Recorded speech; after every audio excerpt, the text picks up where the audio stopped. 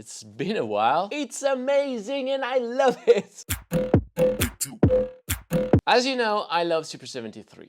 And this video comes from a place of love. And when you really like something, you want it to succeed. I've been talking about Super 73 for the last 4 years. I've made more than 100 videos about it. Don't judge me.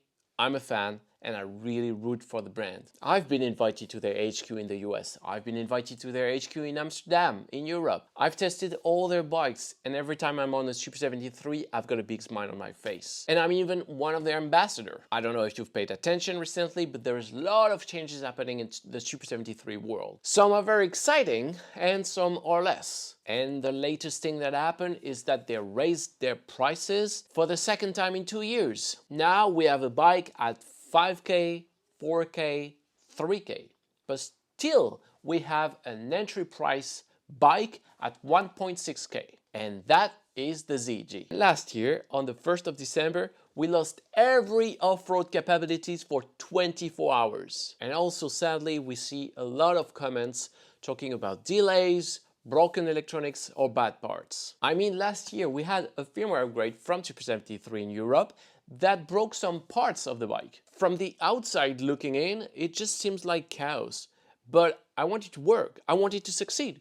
I just want Super 73 to become the brand that I believe it can become. Just watch my video on the future of Super 73. And it's not like there is no more competition on the market. I mean, just see the latest video that I released, me wanting to try 15 other bikes. But Super 73 is a unique brand. It has a sense of community. It just expresses a way of life. And no other brand does it like Super 73. And you can feel this whether you are a newcomer or just part of the community for quite a while now. And I mean, Super 73 is a marketing genius. They've put their brand out there everywhere and in a beautiful light. They brought this way of life as using a fatty bike for a commuter in big cities. But Super 73's bike are not the most common fatty bike that you will see in a city. I've got a lot of people asking me, should I still buy a Super 73 bike? So in this video, I'm trying to show a picture of how are things, the difficulties, and where I believe Super 73 should focus on. Let me remind you, Super 73 is not for everyone. I've always put Super 73 as a comparison of a luxury car or a supercar because it's an expensive bike. For sure. It should be an expensive bike. To me, raising prices should not be a problem. Now that there is a lot of competition out there, you've got choice to choose a cheaper bike or a Super 73. I mean, I can understand that they're trying to raise their bike so they can raise even more their motorbike. But with that said, Super 73 need to stop putting bad parts on their bike. The brakes, the derailleur, the electronics, all this needs to step up. With high price, give the best product, the best brand. I mean, it looks like the parts are getting worse and worse and worse. Here we're talking about quality. The frame is getting better, the motor is getting better. Quality needs to be in check. They really need to focus on their supply chain because you see delays, you have a lot of troubles having your bike repaired in a good amount of time. And as we said before, Super 73 is a marketing genius.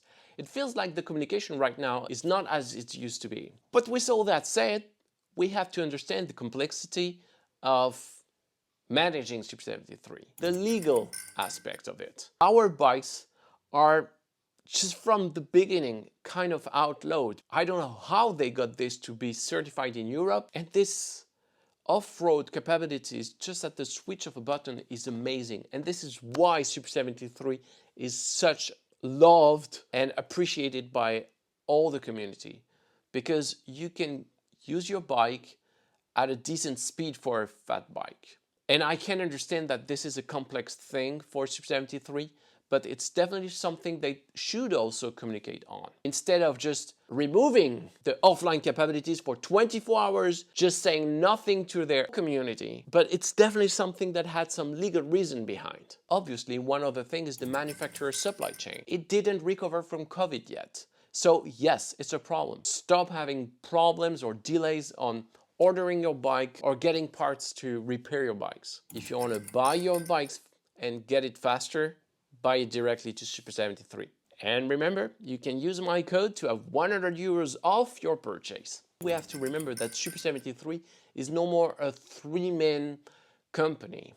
Now there is investors and there is demand from those investors. They want their investment back, so they want to earn money. And as we know, when there is investors, everything is more financial oriented. And that is why I believe that the company is getting cheaper parts to have a better margin. And I believe it's destroying the brand, it's destroying the product, it's destroying the confidence that people have in Super 73.